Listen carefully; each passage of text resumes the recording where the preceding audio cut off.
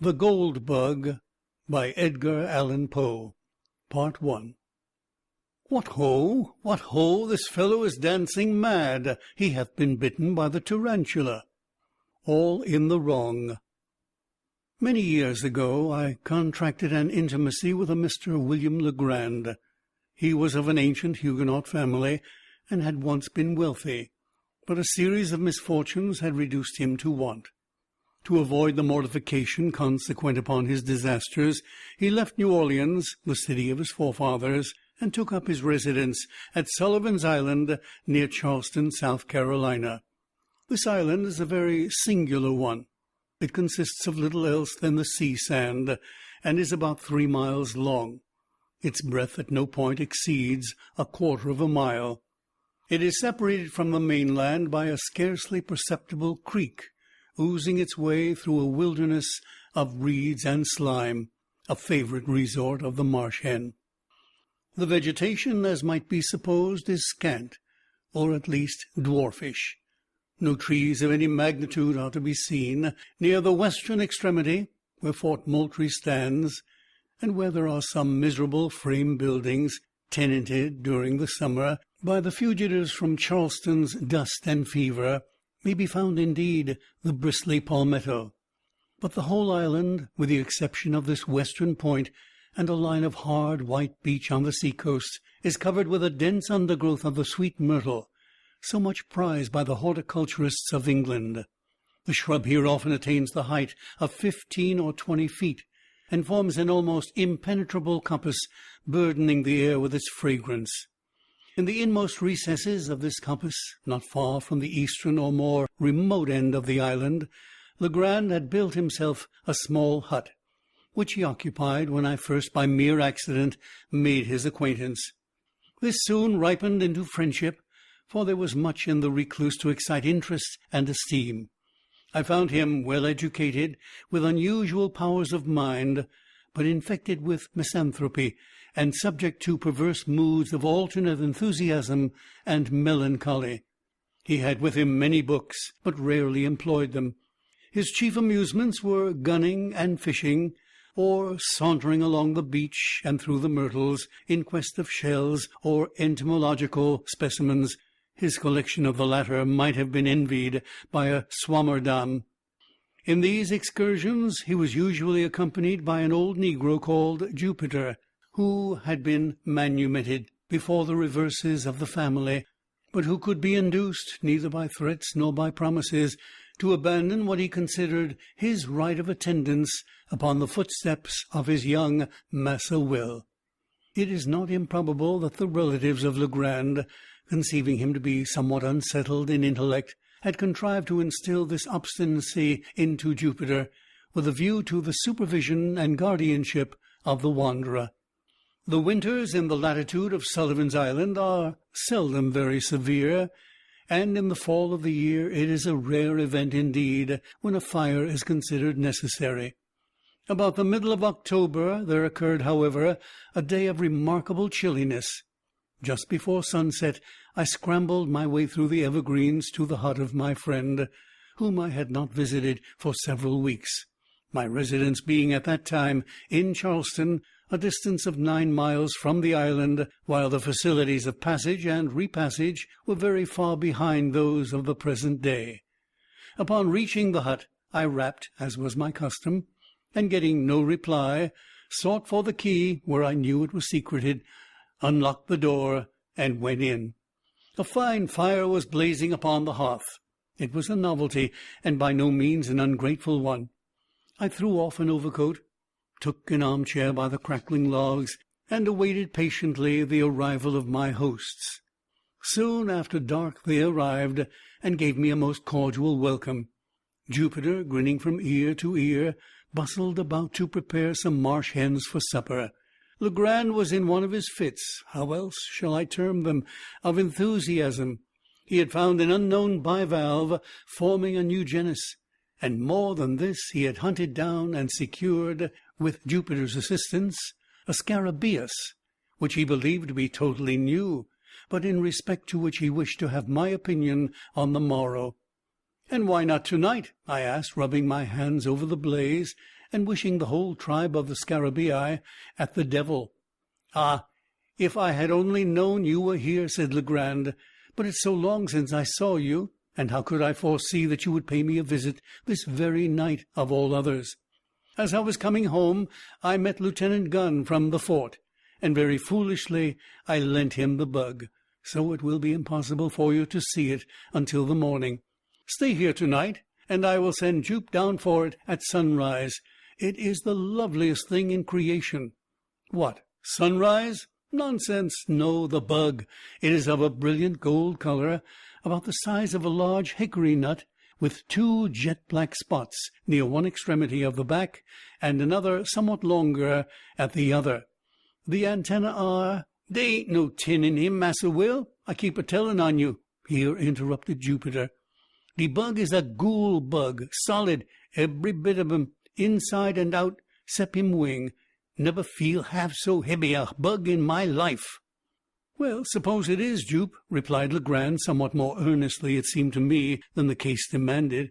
"Is there any reason for your letting the birds burn? The color," here he turned to me, "is really almost enough to warrant Jupiter's idea. You never saw a more brilliant metallic luster than the scales emit. But of this you cannot judge till to-morrow. In the meantime, I can give you some idea of the shape." Saying this, he seated himself at a small table, on which were a pen and ink, but no paper. He looked for some in a drawer, but found none. "Never mind," he said at length, "this will answer," and he drew from his waistcoat pocket a scrap of what I took to be very dirty foolscap, and made upon it a rough drawing with the pen. While he did this, I retained my seat by the fire, for I was still chilly. When the design was complete, he handed it to me without rising. As I received it, a loud growl was heard, succeeded by a scratching at the door.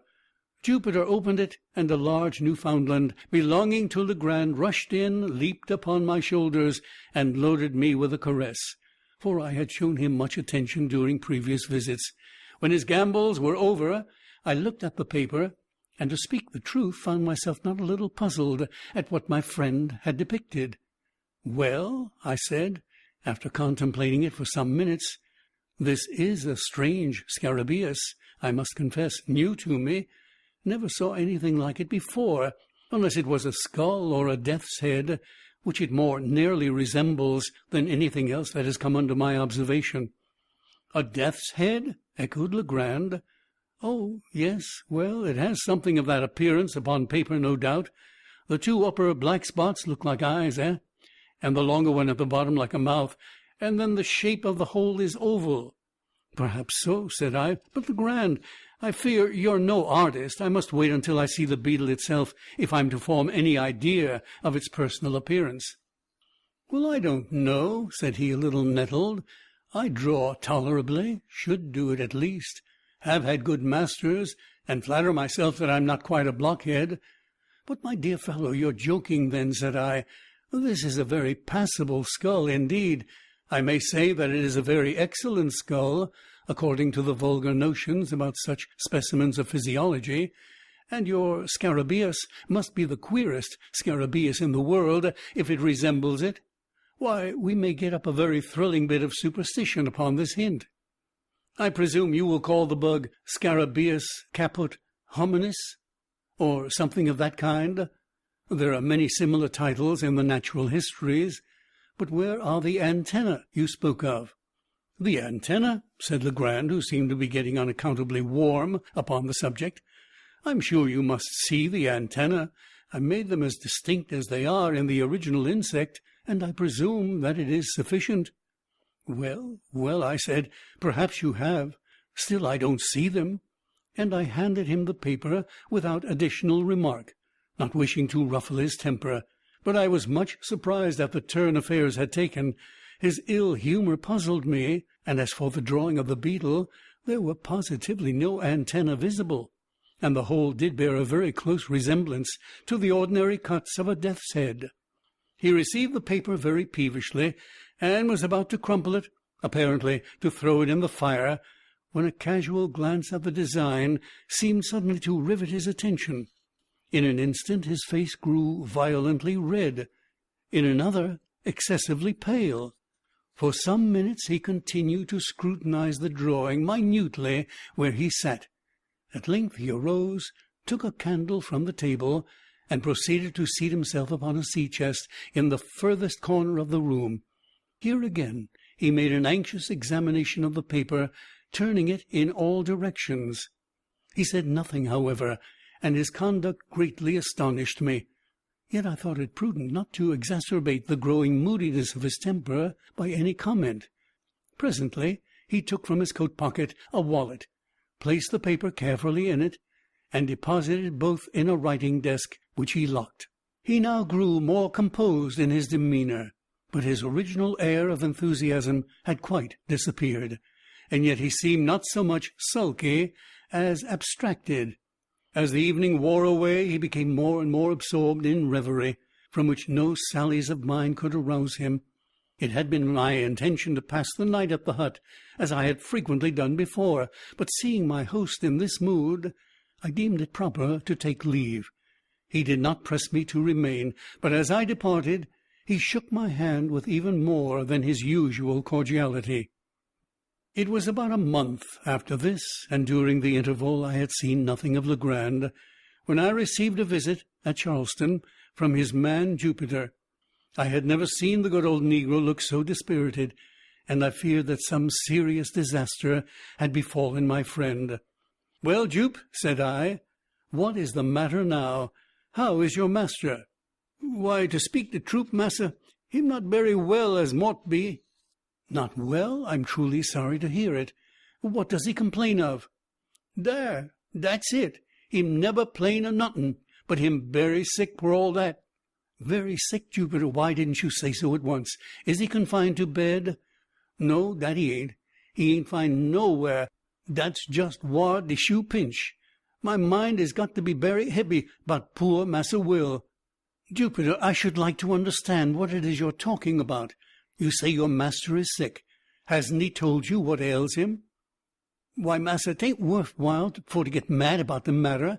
Massa Will say nothing at all ain't the matter wid him, but then what make him go about looking dis here way, wid his head down, and he soldiers up, and as white as a goose, and den he keep a siphon all de time." "Keeps a what, Jupiter?"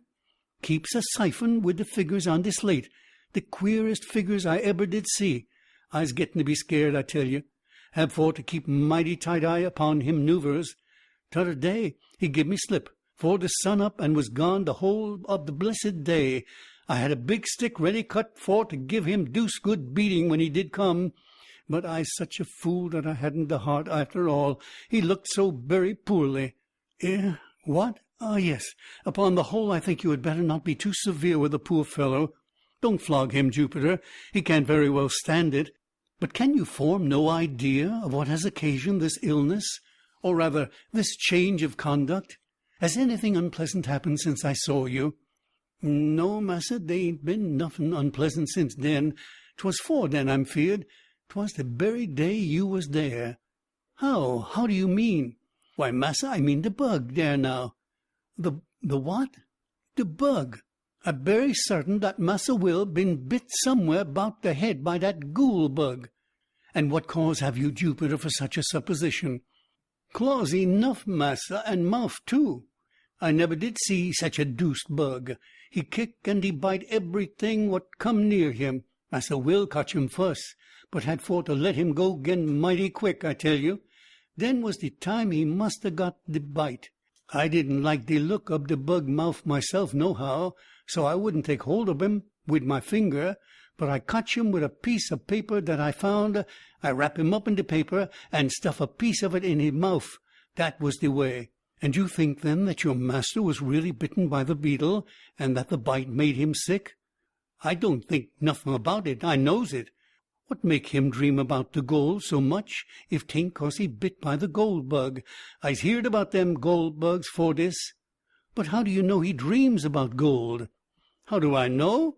Why, 'cause he talk about it in his sleep. That's how I knows." "Well, Jupe, perhaps you're right. But to what fortunate circumstance am I to attribute the honor of a visit from you to-day?" "What de matter, massa?" Did you bring any message from Mr. Legrand?"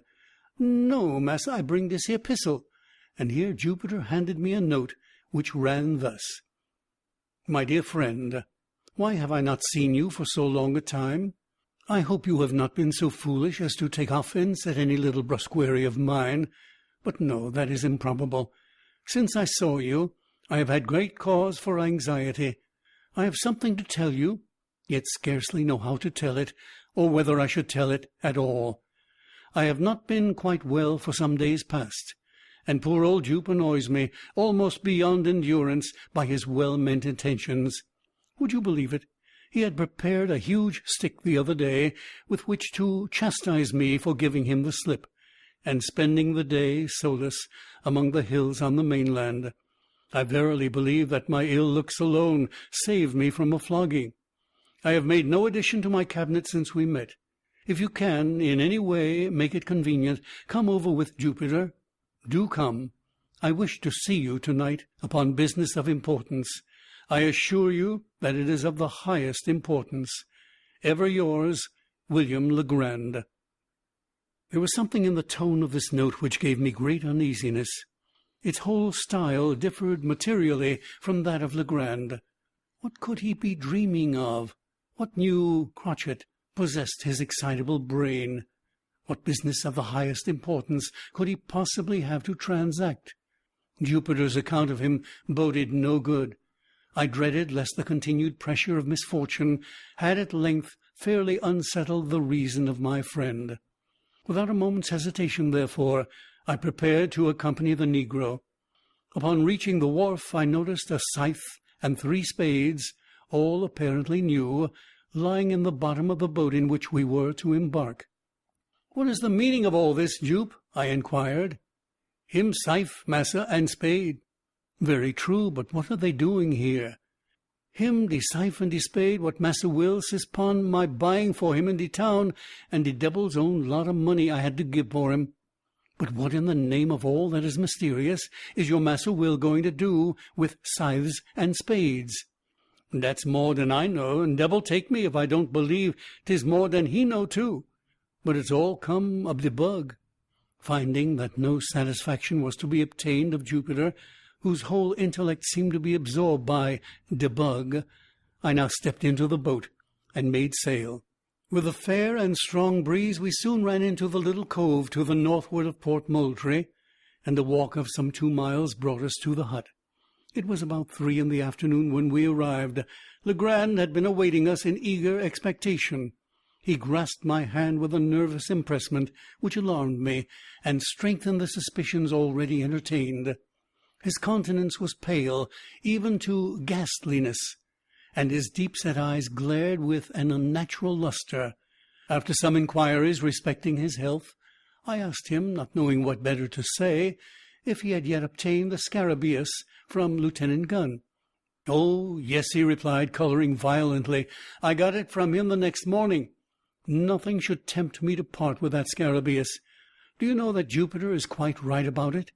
"In what way?" I asked, with a sad foreboding at heart. "In supposing it to be a bug of real gold." He said this with an air of profound seriousness, and I felt inexpressibly shocked. "This bug is to make my fortune," he continued, with a triumphant smile, "to reinstate me in my family possessions. Is it any wonder, then, that I prize it? Since fortune has thought fit to bestow it upon me, I have only to use it properly, and I shall arrive at the gold of which it is the index. Jupiter, bring me that scarabaeus." "What, de bug, massa? I'd rudder not go for trouble dat bug. You must get him for your own self." Hereupon Legrand arose, and with a grave and stately air brought me the beetle from a glass case in which it was enclosed. It was a beautiful scarabaeus, and at that time unknown to naturalists. Of course, a great prize in a scientific point of view. There were 2 round black spots near one extremity of the back, and a long one near the other. The scales were exceedingly hard and glossy, with all the appearance of burnished gold. The weight of the insect was very remarkable, and taking all things into consideration, I could hardly blame Jupiter for his opinion respecting it. But what to make of Legrand's concordance with that opinion I could not for the life of me tell. "I sent for you," said he in a grandiloquent tone, "when I had completed my examination of the beetle.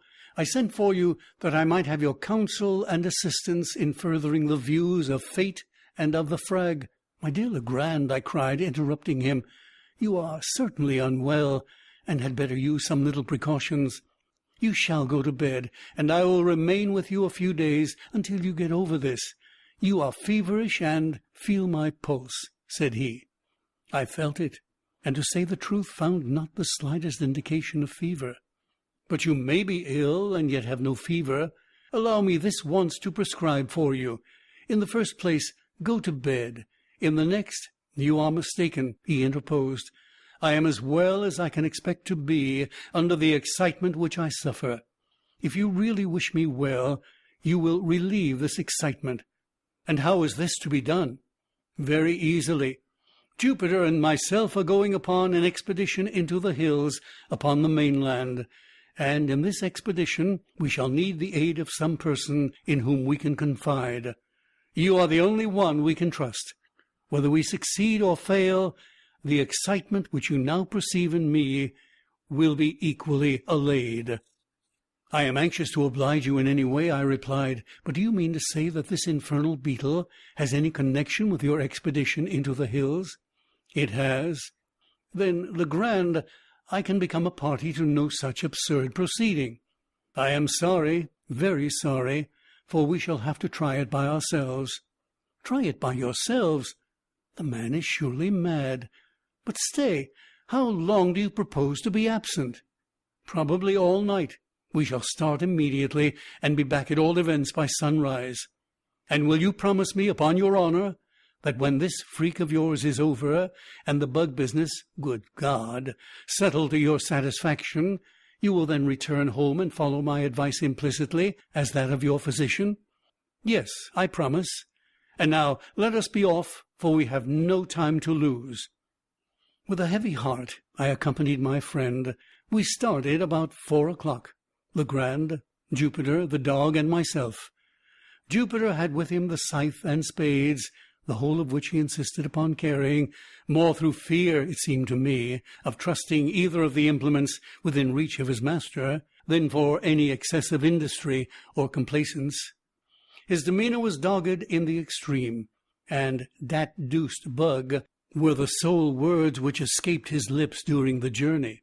For my own part, I had charge of a couple of dark lanterns, while Legrand contented himself with the scarabaeus, which he carried attached to the end of a bit of whipcord, twirling it to and fro with the air of a conjurer as he went.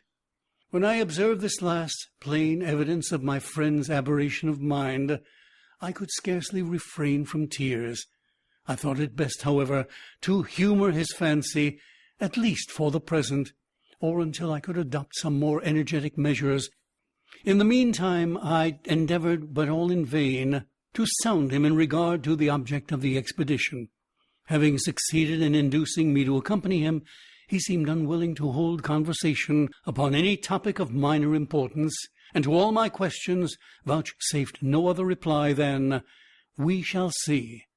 We crossed the creek at the head of the island by means of a skiff, and ascending the high grounds on the shore of the mainland, proceeded in a northwesterly direction through a tract of country excessively wild and desolate, where no trace of a human footstep was to be seen.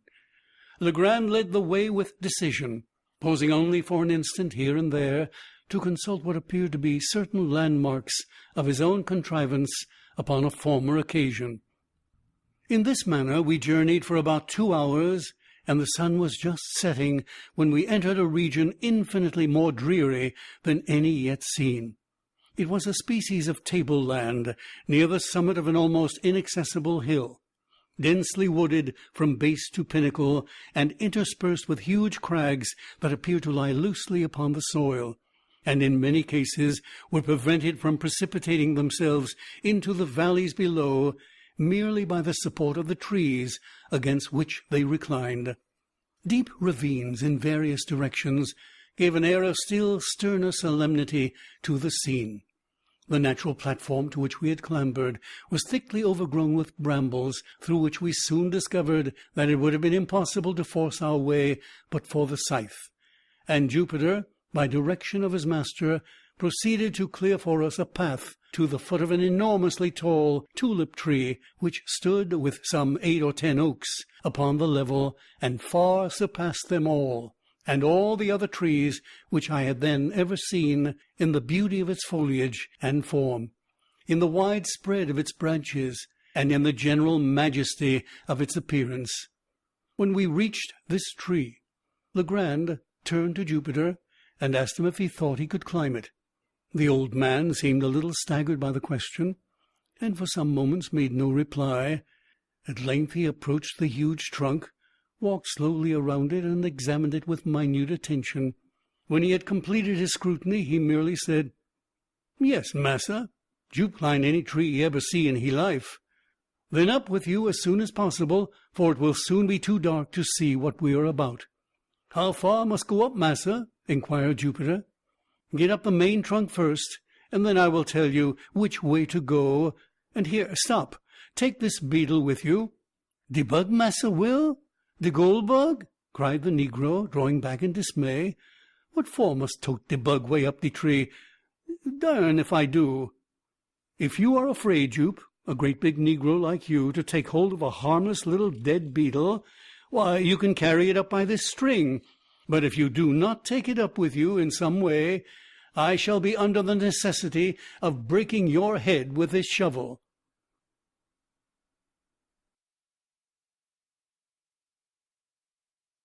Part 2. "What's the matter now, massa?" said Jupe, evidently shamed into compliance. "Always want for to raise fuss with old nigger. Was only funnin' anyhow. Me feared de bug. What I care for de bug?"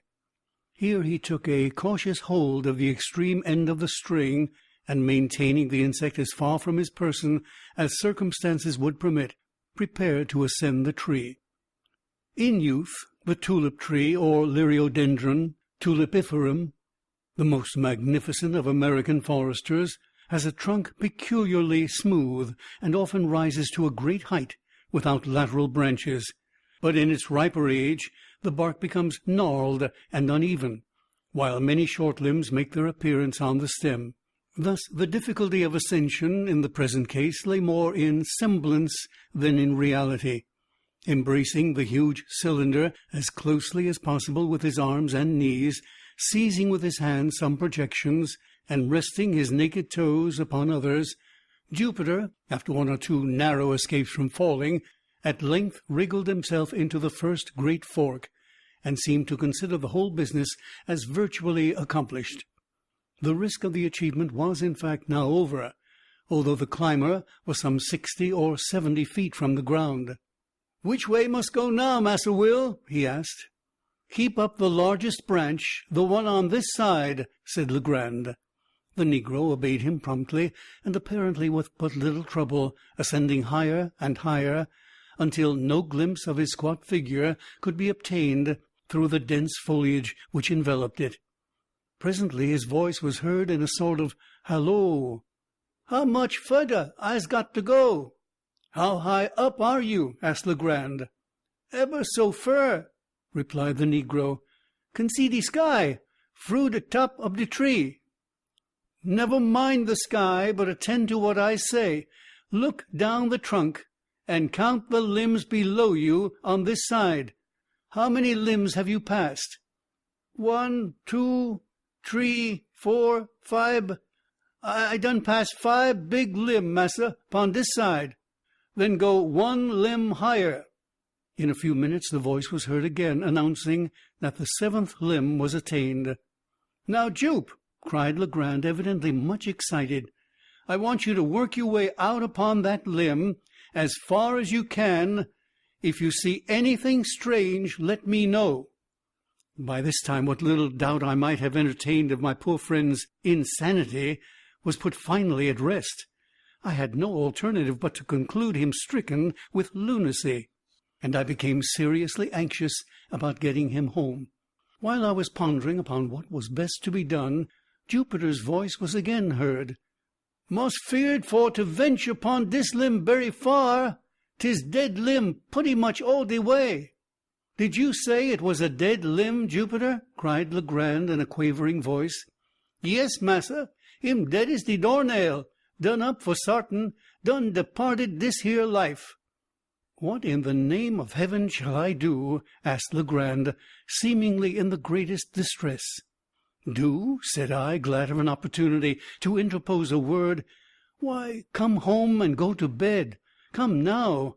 That's a fine fellow. It's getting late, and besides, you remember your promise." "Jupiter," cried he, without heeding me in the least, "do you hear me?" "Yes, Massa Will, hear you ever so plain." "Try the wood well, then, with your knife, and see if you think it very rotten." "Him rotten, massa, sure enough," replied the negro in a few moments, "but not so berry rotten as mought be. Mought venture out little way pon de limb by myself, that's true." "By yourself? What do you mean?" "Why, I mean de bug.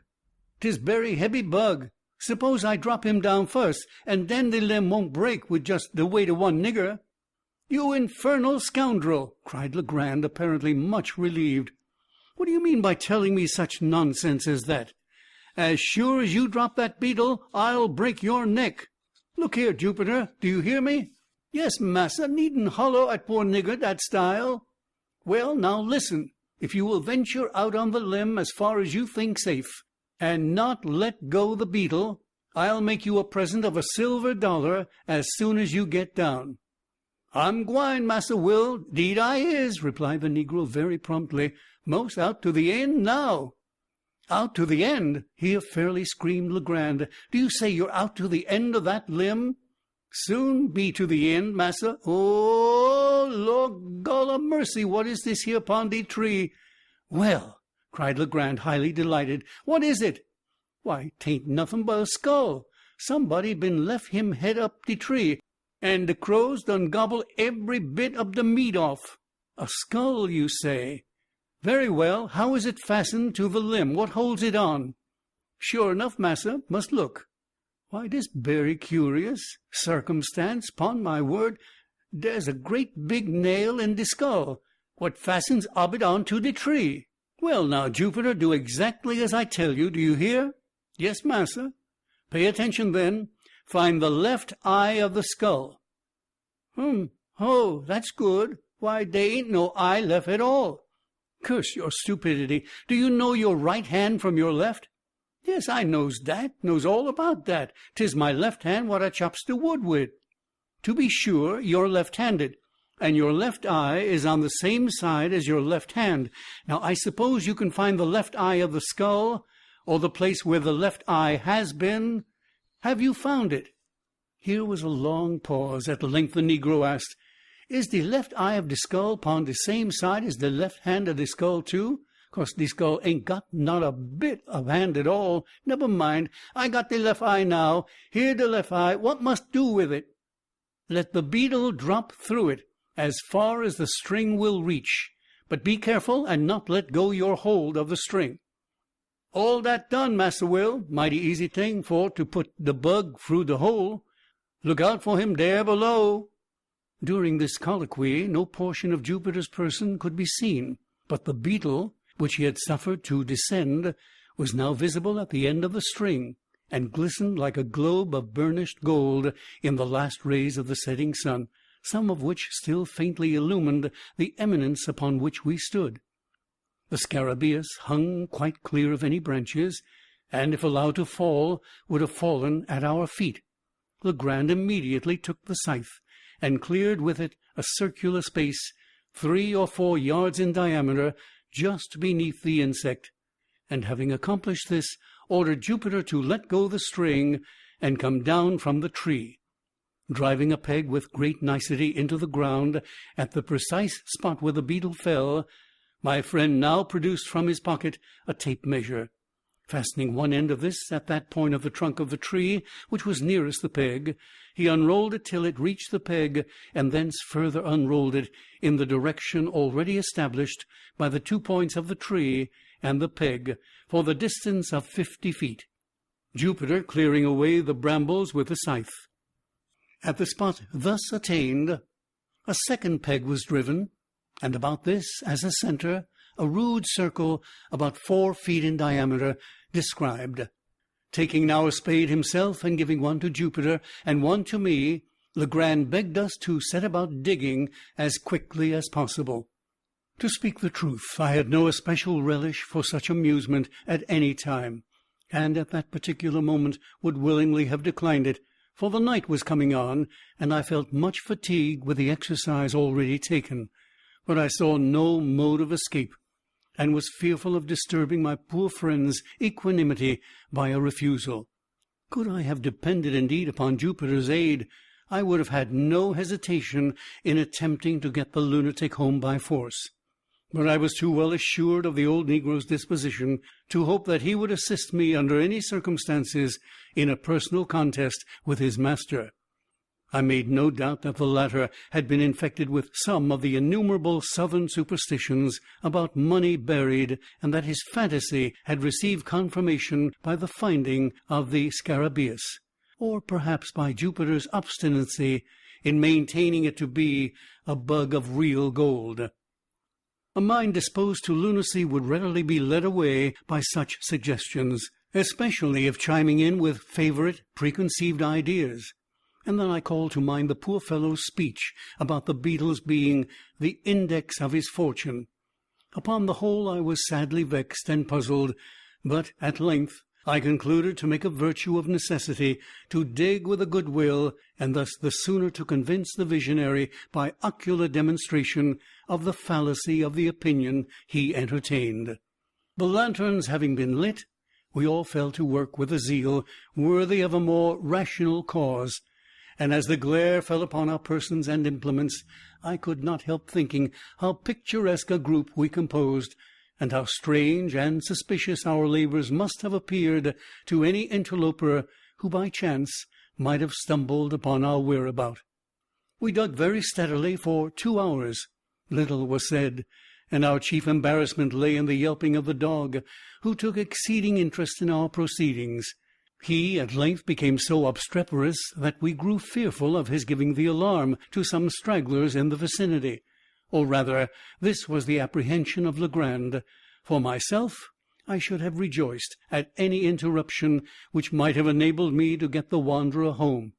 The noise was at length very effectually silenced by Jupiter, who, getting out of the hole with a dogged air of deliberation, tied the brute's mouth up with one of his suspenders, and then returned with a grave chuckle to his task. When the time mentioned had expired, we had reached a depth of 5 feet, and yet no signs of any treasure became manifest. A general pause ensued, and I began to hope that the farce was at an end. Legrand, however, although evidently much disconcerted, wiped his brow thoughtfully, and recommenced. We had excavated the entire circle of 4 feet diameter, and now we slightly enlarged the limit, and went to the further depth of 2 feet. Still nothing appeared.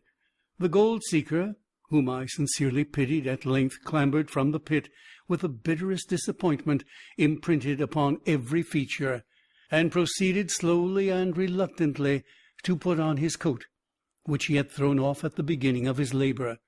In the meantime I made no remark. Jupiter, at a signal from his master, began to gather up his tools. This done, and the dog having been unmuzzled, we turned in profound silence toward home. We had taken perhaps a dozen steps in this direction, when, with a loud oath, Legrand strode up to Jupiter and seized him by the collar. The astonished negro opened his eyes and mouth to the fullest extent, let fall the spades, and fell upon his knees. "You scoundrel!" said Legrand, hissing out the syllables from between his clenched teeth. "You infernal black villain! Speak, I tell you! Answer me this instant, without prevarication. Which is your left eye?" "Oh, my golly, Massa Will! Ain't this here my left eye for attain?" roared the terrified Jupiter, placing his hand upon his right organ of vision, and holding it there with a desperate pertinacity, as if in immediate dread of his master's attempt at a gouge. "I thought so! I knew it! Hurrah! vociferated Legrand, letting the negro go, and executing a series of curvets and caracoles, much to the astonishment of his valet, who, arising from his knees, looked mutely from his master to myself, and then from myself to his master. "Come, we must go back," said the latter. "The game's not up yet." And he again led the way to the tulip tree. "Jupiter," said he, when we reached its foot, "come here. Was the skull nailed to the limb with the face outward, or with the face to the limb?" "The face was out, massa, so dat the crows could get at the eyes good, without any trouble." "Well, then, was it this eye or that through which you dropped the beetle?" Here Legrand touched each of Jupiter's eyes. "'Twas this eye, massa, the left eye, just as you tell me." And here it was his right eye that the negro indicated. "That will do. We must try it again." Here my friend, about whose madness I now saw, or fancied that I saw, certain indications of method, removed the peg which marked the spot where the beetle fell, to a spot about 3 inches to the westward of its former position, taking now the tape measure from the nearest point of the trunk to the peg as before, and continuing the extension in a straight line to the distance of 50 feet, a spot was indicated, removed by several yards from the point at which we had been digging. Around the new position a circle, somewhat larger than in the former instance, was now described, and we again set to work with the spade. I was dreadfully weary, but scarcely understanding what had occasioned the change in my thoughts, I felt no longer any great aversion from the labor imposed. I had become most unaccountably interested, nay, even excited. Perhaps there was something amid all the extravagant demeanor of Legrand, some air of forethought or of deliberation which impressed me. I dug eagerly, and now and then caught myself actually looking with something that very much resembled expectation for the fancied treasure, the vision of which had demented my unfortunate companion. At a period when such vagaries of thought most fully possessed me, and when we had been at work perhaps an hour and a half, we were again interrupted by the violent howlings of the dog. His uneasiness in the first instant had been evidently but the result of playfulness or caprice, but he now assumed a bitter and serious tone.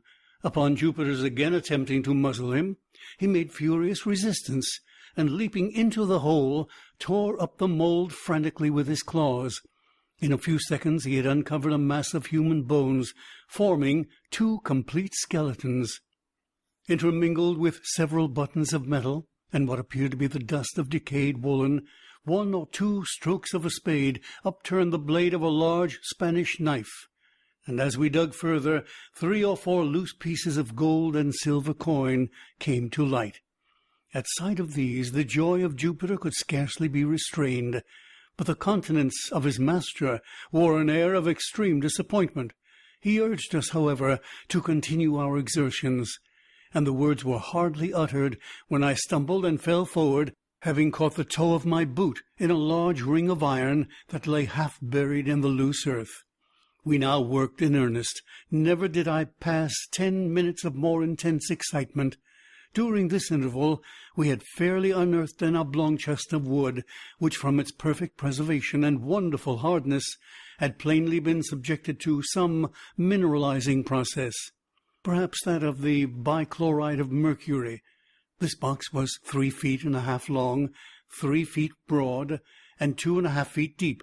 It was firmly secured by bands of wrought iron, riveted and forming a kind of open trellis work over the whole. On each side of the chest, near the top, were 3 rings of iron, 6 in all, by means of which a firm hold could be obtained by 6 persons. Our utmost united endeavors served only to disturb the coffer very slightly in its bed. We at once saw the impossibility of removing so great a weight. Luckily, the sole fastenings of the lid consisted of 2 sliding bolts. These we drew back, trembling and panting with anxiety. In an instant, a treasure of incalculable value lay gleaming before us. As the rays of the lantern fell within the pit, there flashed upward a glow and a glare from a confused heap of gold and of jewels that absolutely dazzled our eyes. I shall not pretend to describe the feelings with which I gazed.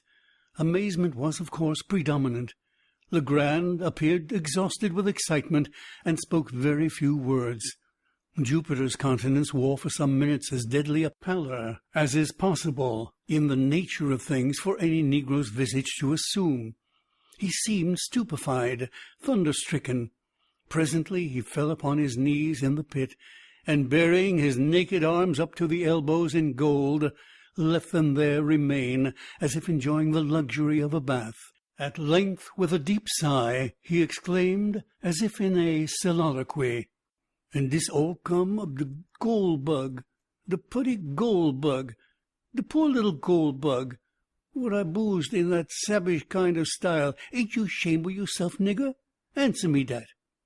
It became necessary at last that I should arouse both master and valet to the expediency of removing the treasure. It was growing late, and it behooved us to make exertion, that we might get everything housed before daylight. It was difficult to say what should be done, and much time was spent in deliberation, so confused were the ideas of all. We finally lightened the box by removing 2/3 of its contents, when we were enabled, with some trouble, to raise it from the hole.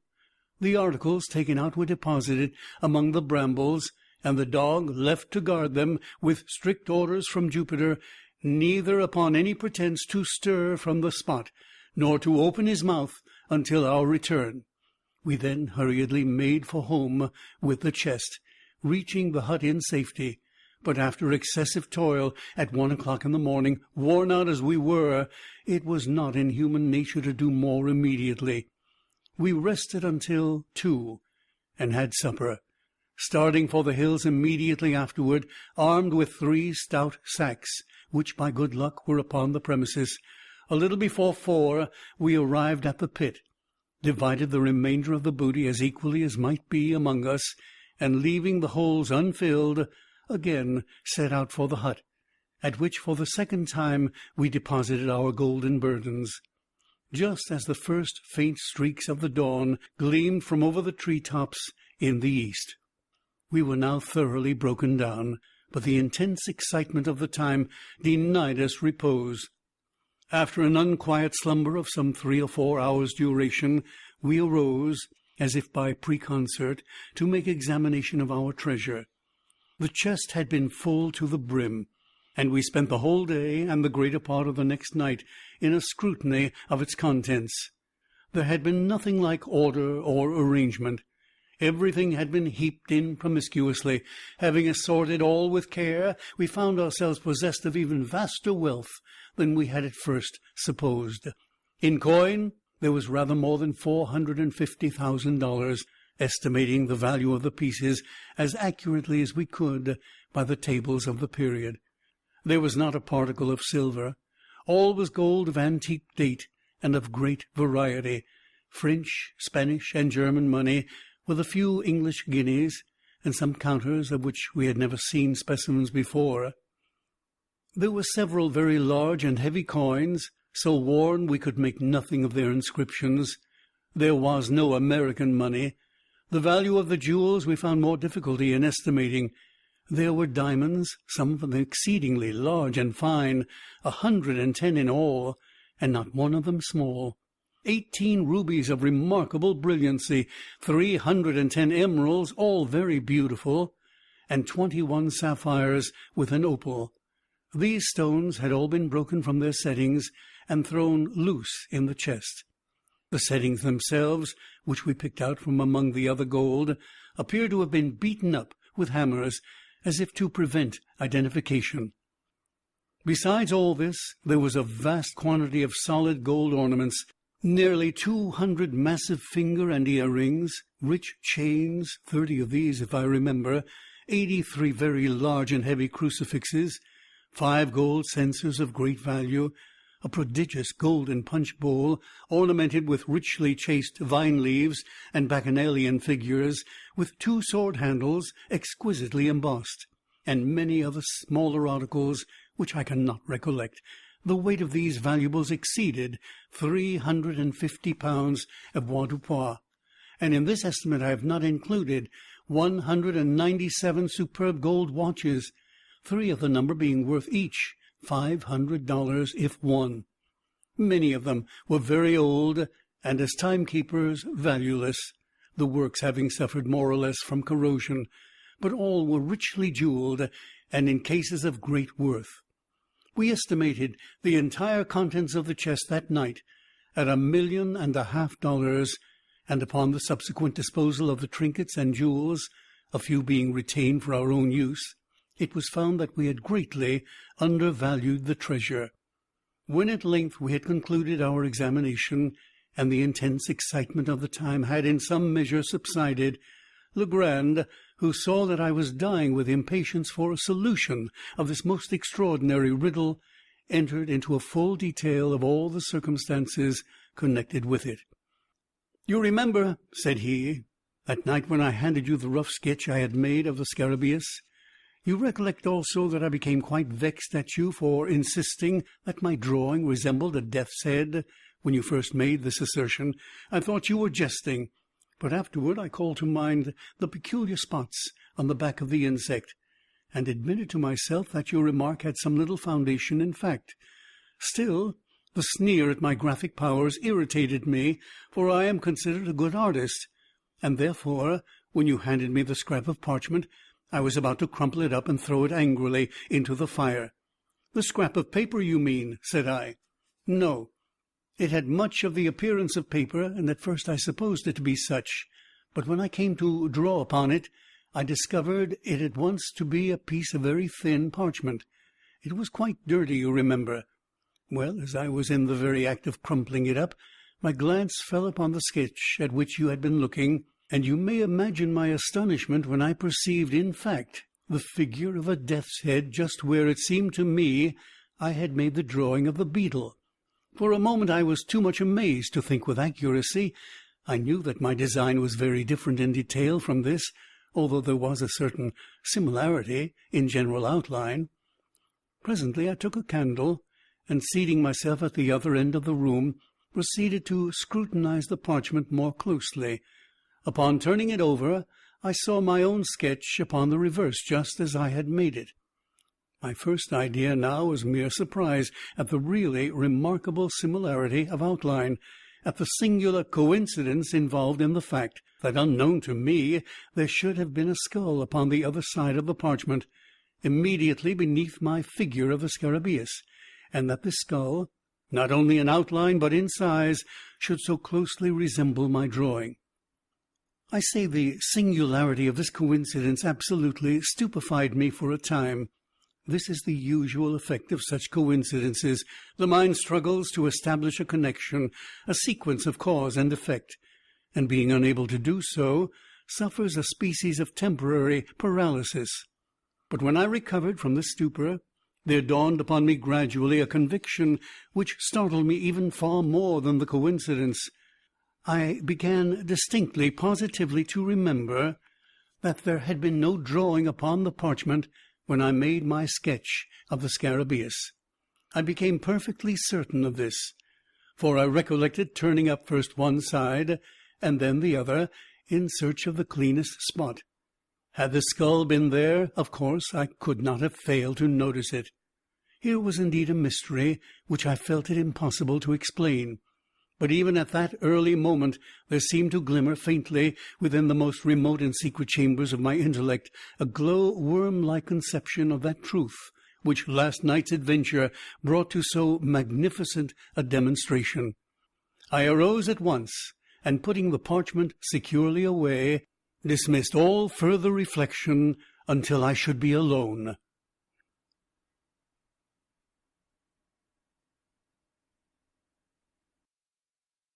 Part 3. When you had gone, and when Jupiter was fast asleep, I betook myself to a more methodical investigation of the affair. In the first place, I considered the manner in which the parchment had come into my possession. The spot where we discovered the scarabaeus was on the coast of the mainland, about a mile eastward of the island, and but a short distance above the high-water mark. Upon my taking hold of it, it gave me a sharp bite, which caused me to let it drop. Jupiter, with his accustomed caution, before seizing the insect, which had flown toward him, looked about him for a leaf, or something of that nature, by which to take hold of it. It was at this moment that his eyes, and mine also, fell upon the scrap of parchment, which I then supposed to be paper. It was lying half buried in the sand, a corner sticking up. Near the spot where we found it, I observed the remnants of the hull of what appeared to have been a ship's long-boat. The wreck seemed to have been there for a very great while, for the resemblance to boat timbers could scarcely be traced. Well, Jupiter picked up the parchment, wrapped the beetle in it, and gave it to me. Soon afterward we turned to go home, and on the way met Lieutenant Gunn. I showed him the insect, and he begged me to let him take it to the fort. Upon my consenting, he thrust it forthwith into his waistcoat pocket, without the parchment in which it had been wrapped, and which I had continued to hold in my hand during his inspection. Perhaps he dreaded my changing my mind, and thought it best to make sure of the prize at once. You know how enthusiastic he is on all subjects connected with natural history. At the same time, without being conscious of it, I must have deposited the parchment in my own pocket. You remember that when I went to the table for the purpose of making a sketch of the beetle, I found no paper where it was usually kept. I looked in the drawer and found none there. I searched my pockets, hoping to find an old letter, when my hand fell upon the parchment. I thus detail the precise mode in which it came into my possession, for the circumstances impressed me with peculiar force. No doubt you will think me fanciful, but I had already established a kind of connection. I had put together two links of a great chain. There was a boat lying upon a sea-coast, and not far from the boat was a parchment, not a paper, with a skull depicted upon it. You will, of course, ask, where is the connection? I replied that the skull or death's head is the well-known emblem of the pirate. The flag of the death's head is hoisted in all engagements. I have said that the scrap was parchment, and not paper. Parchment is durable, almost imperishable. Matters of little moment are rarely consigned to parchment, since for the mere ordinary purposes of drawing or writing it is not nearly so well adapted as paper. This reflection suggested some meaning, some relevancy in the death's head. I did not fail to observe also the form of the parchment. Although one of its corners had been by some accident destroyed, it could be seen that the original form was oblong. It was just such a slip, indeed, as might have been chosen for a memorandum, for a record of something to be long remembered and carefully preserved.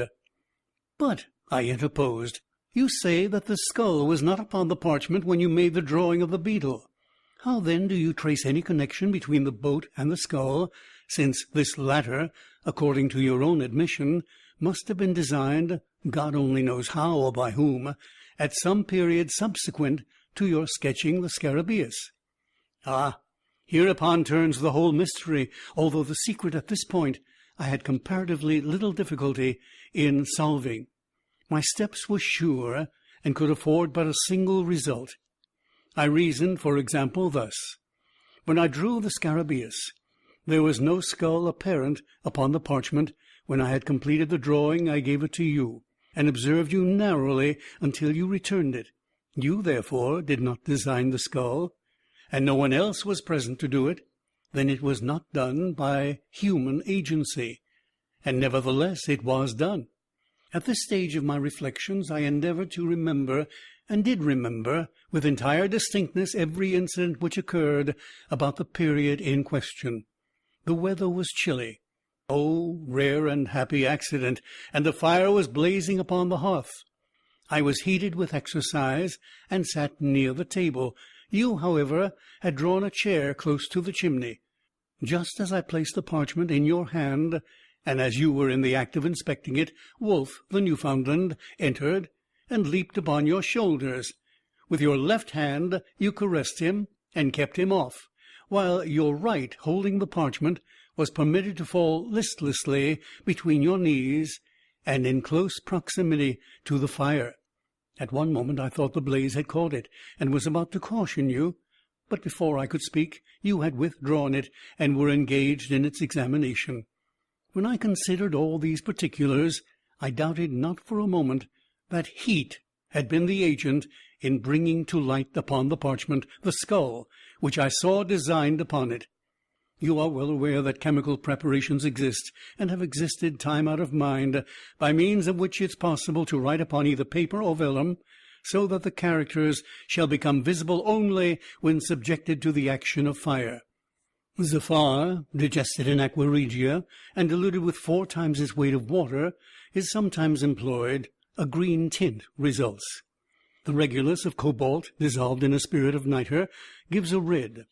These colors disappear at longer or shorter intervals after the material written upon it cools, but again becomes apparent upon the reapplication of heat. I now scrutinized the death's head with care.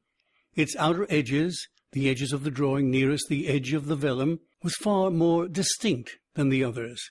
It was clear that the action of the caloric had been imperfect or unequal. I immediately kindled a fire, and subjected every portion of the parchment to a glowing heat.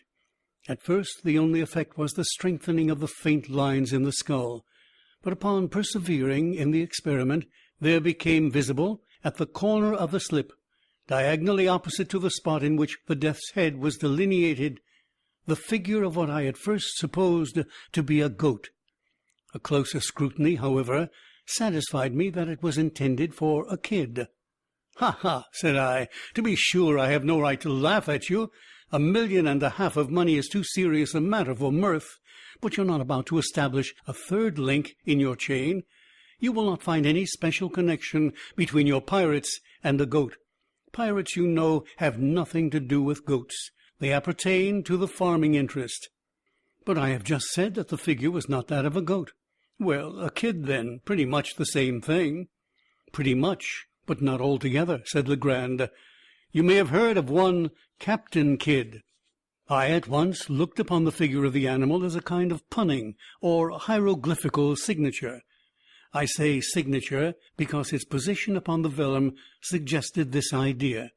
The death's head at the corner diagonally opposite had in the same manner the air of a stamp or seal. But I was sorely put out by the absence of all else, of the body to my imagined instrument, of the text for my context. "I presume you expected to find a letter between the stamp and the signature?" "Something of that kind. The fact is, I felt irresistibly impressed with the presentiment of some vast good fortune impending. I can scarcely say why. Perhaps, after all, it was rather a desire than an actual belief. But do you know that Jupiter's silly words about the bug being of solid gold had a remarkable effect upon my fancy? And then the series of accidents and coincidences, these were so very extraordinary. Do you observe how mere an accident it was that these events should have occurred upon the sole day of all the year in which it has been, or may be, sufficiently cool for foe, and that without the fire, or without the intervention of the dog at the precise moment in which he appeared, I should never have become aware of the death's head, and so never the possessor of the treasure. But proceed. I am all impatience."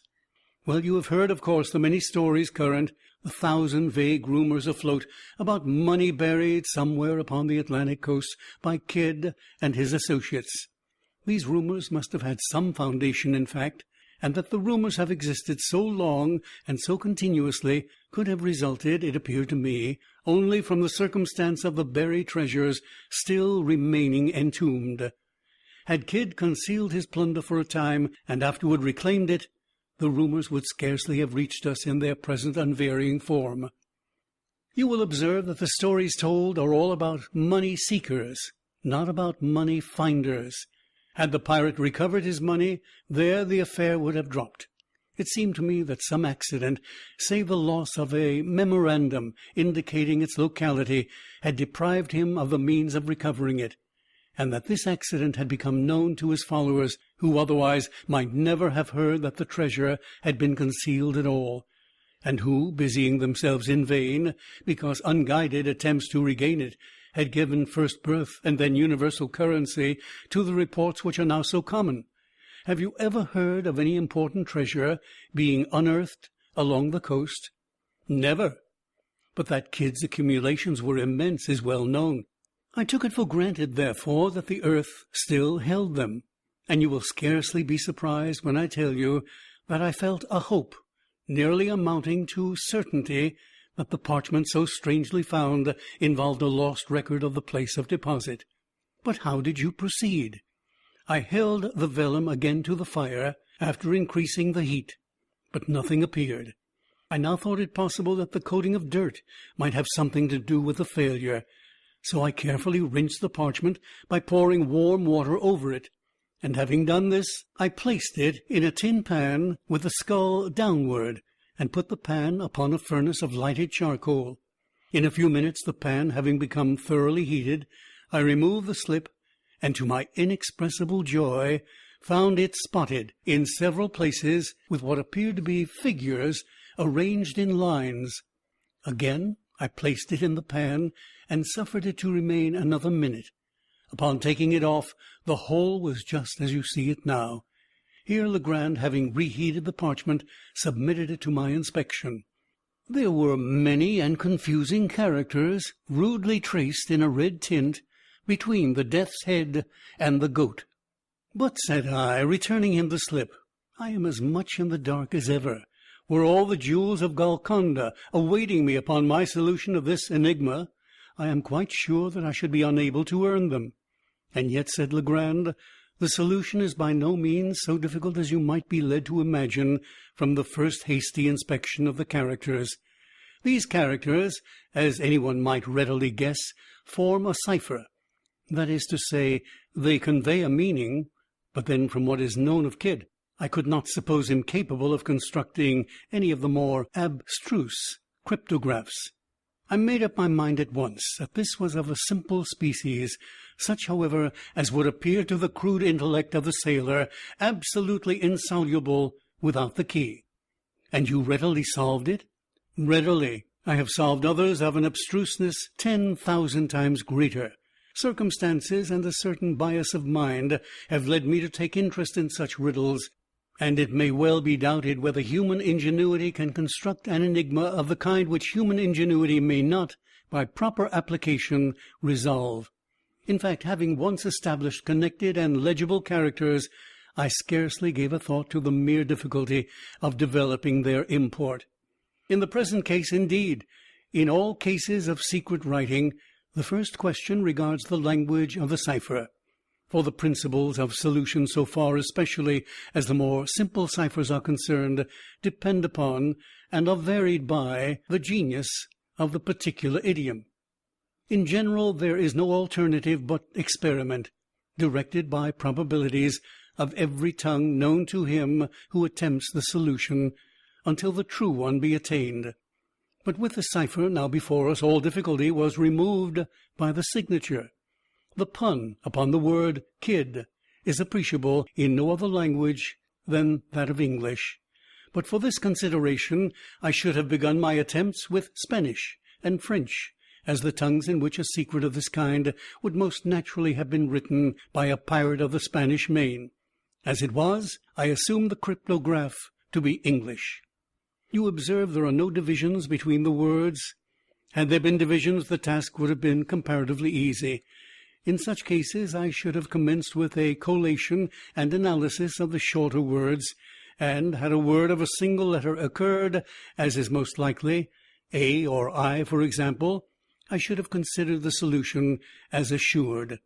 But there being no division, my first step was to ascertain the predominant letters as well as the least frequent. Counting all, I constructed a table. Thus, of the characters 8, there are 33. 26 semicolons, 19 fours, 16 stars, 13 double daggers and parentheses, 14 fives, 11 sixes, 8 single daggers and ones, 6 O's, 5 92s, 4 colons and threes, 3 question marks, 2 staffs, and 1 double dash and 1 period. Now, in English, the letter which most frequently occurs is E. Afterward, the succession runs thus: A, O, I D H N R S T U Y C F G L M W B K P Q X Z. E predominates so remarkably that an individual sentence of any length is rarely seen in which it is not the prevailing character. Here then we have in the very beginning the groundwork for something more than just a mere guess. The general use which may be made of the table is obvious, but in this particular cipher we shall only very partially require its aid. As our predominant character is 8, we will commence by assuming it as the E of the natural alphabet. To verify the supposition, let us observe if the 8 be seen often in couples, for E is doubled with great frequency in English, in such words, for example, as meet, fleet, speed, seen, been, agree, etc. In the present instance, we see it doubled no less than 5 times, although the cryptograph is brief.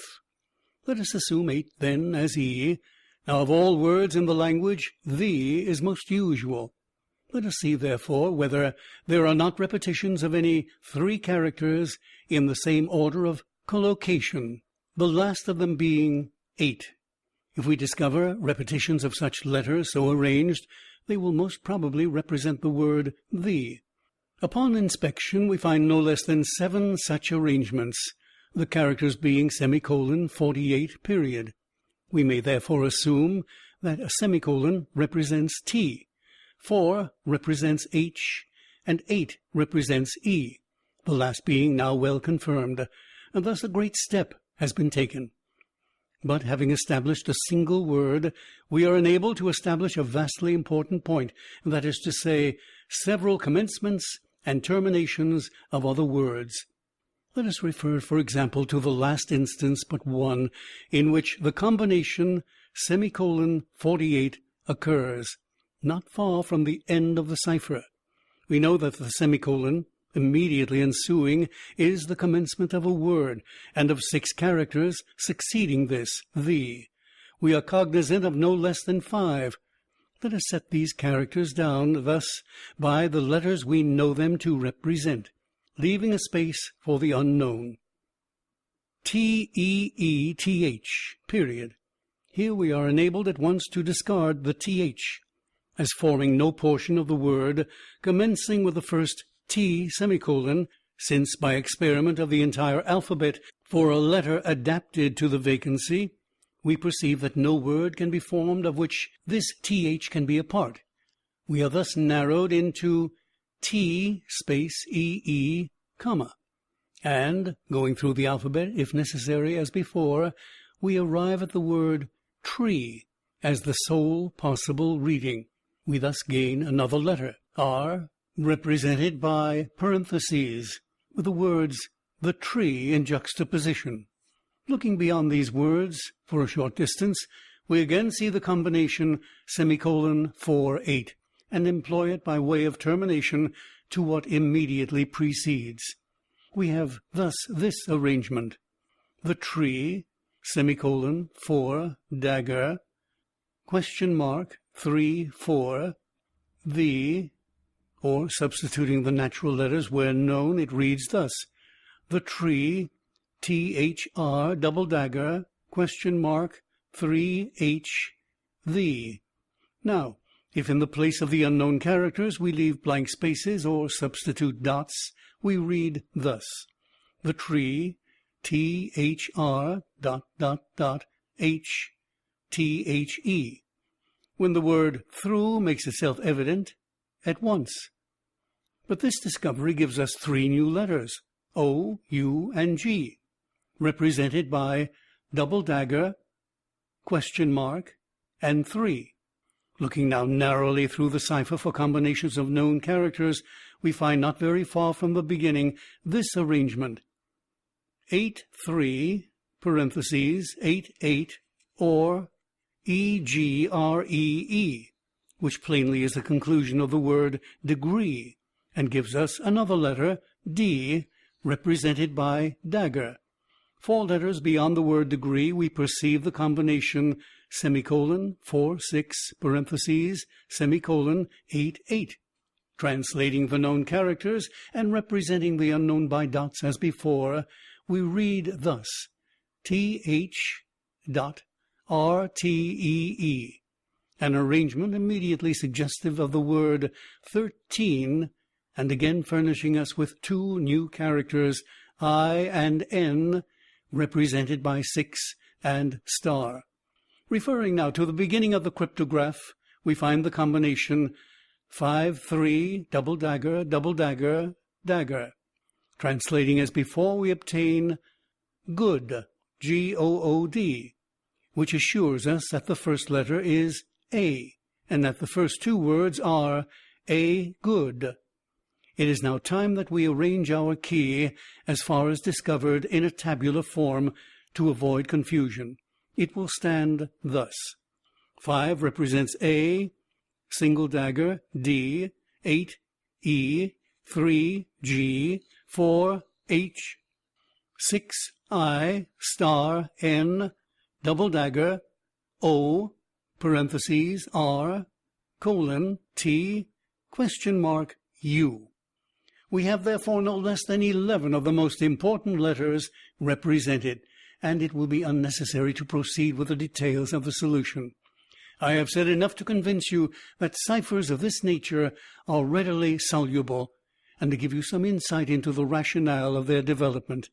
But be assured that the specimen before us appertains to the very simplest species of cryptograph.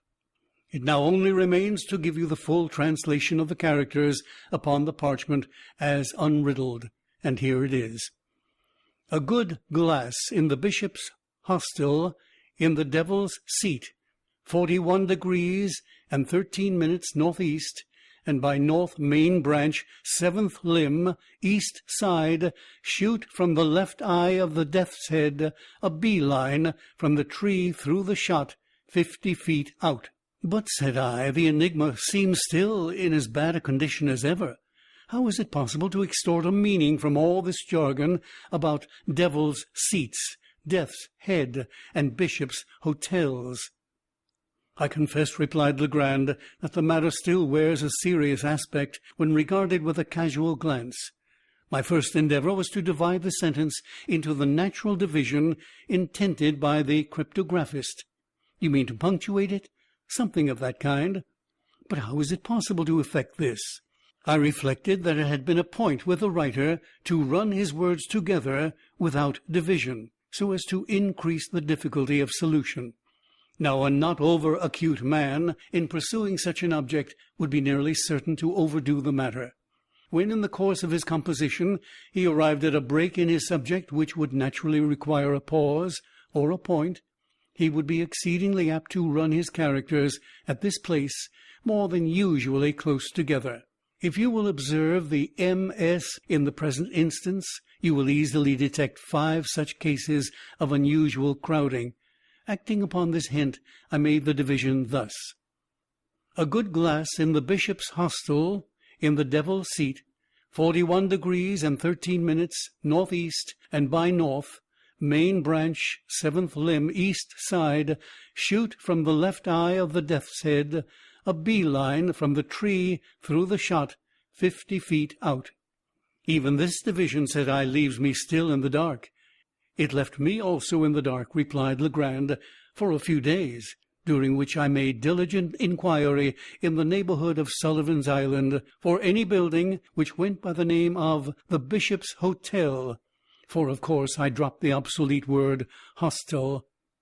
Gaining no information on the subject, I was on the point of extending my sphere of search and proceeding in a more systematic manner, when one morning it entered into my head quite suddenly that this bishop's hostel might have some reference to an old family of the name of Bishop, which time out of mind had held possession of an ancient manor house about 4 miles to the northward of the island.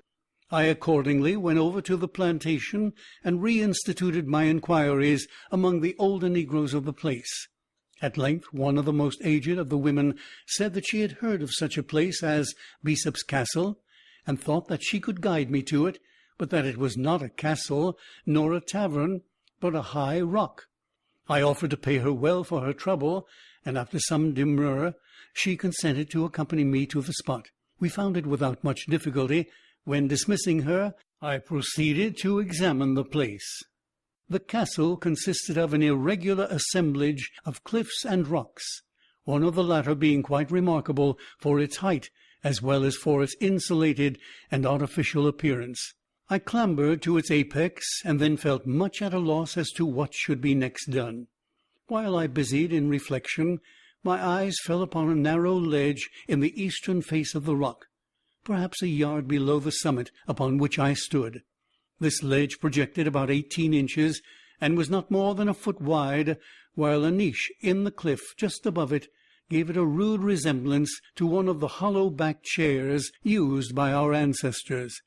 I made no doubt that here was the devil's seat alluded to in the MS, and now I seemed to grasp the full secret of the riddle. The good glass, I knew, could have reference to nothing but a telescope, for the word glass is rarely employed in any other sense by seamen. Now here, I at once saw, was a telescope to be used, and a definite point of view, admitting no variation from which to use it.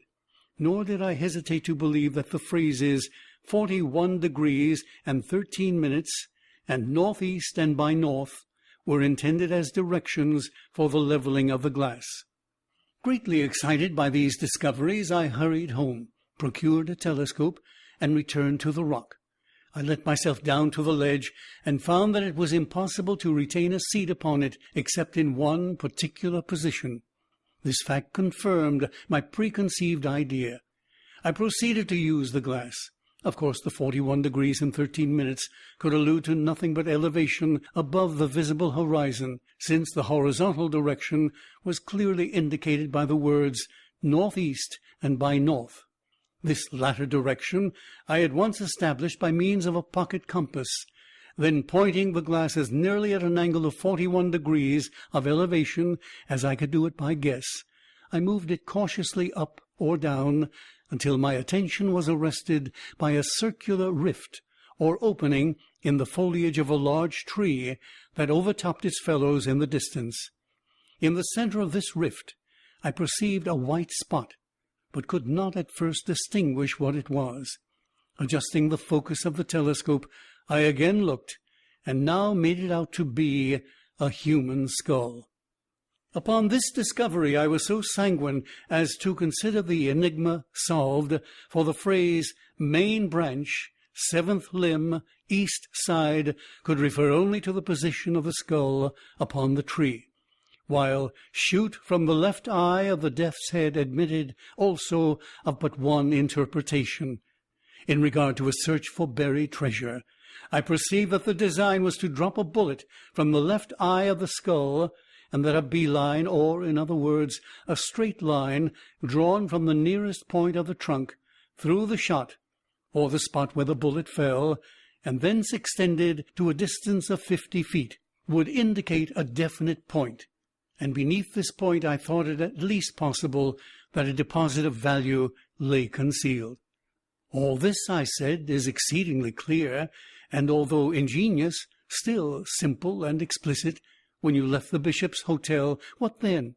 Why, having carefully taken the bearings of the tree, I turned homeward.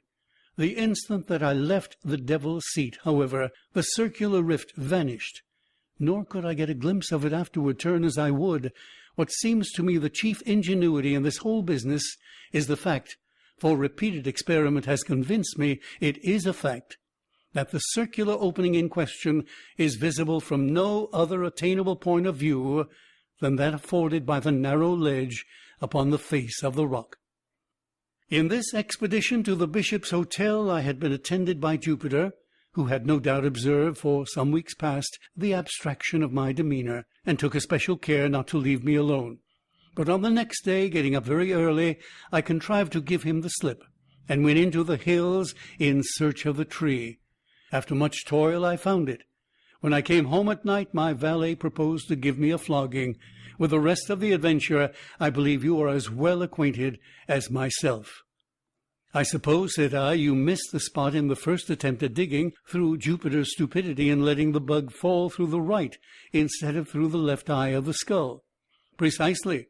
This mistake made a difference of about 2 inches and a half in the shot, that is to say, in the position of the peg nearest the tree, and had the treasure been beneath the shot, the error would have been of little moment. But the shot, together with the nearest point of the tree, were merely 2 points for the establishment of a line of direction. Of course, the error, however trivial in the beginning, increased as we proceeded with the line, and by the time we had gone 50 feet, threw us quite off the scent. But for my deep-seated impressions that treasure was here somewhere actually buried, we might have had all our labor in vain. But your grandiloquence and your conduct in swinging the beetle, how excessively odd! I was sure you were mad. And why did you insist upon letting fall the bug instead of a bullet from the skull? Why, to be frank, I felt somewhat annoyed by your evident suspicions touching my sanity, and so resolved to punish you quietly in my own way by a little bit of sober mystification. For this reason I swung the beetle, and for this reason I let it fall from the tree. An observation of yours was about its great weight suggested the latter idea. Yes, I perceive, but now there is only one point which puzzles me. What are we to make of the skeletons found in the hole? That is a question I am no more able to answer than yourself. There seems, however, only one plausible way of accounting for them, and yet it is dreadful to believe in such atrocity as my suggestion would imply. It is clear that Kidd, if Kidd indeed secreted this treasure, which I doubt not, it is clear that he must have had assistance in the labor. But this labor concluded, he may have thought it expedient to remove all participants in his secret. Perhaps a couple of blows with a mattock were sufficient, while his coadjutors were busy in the pit. Perhaps it required a dozen. Who shall tell? End of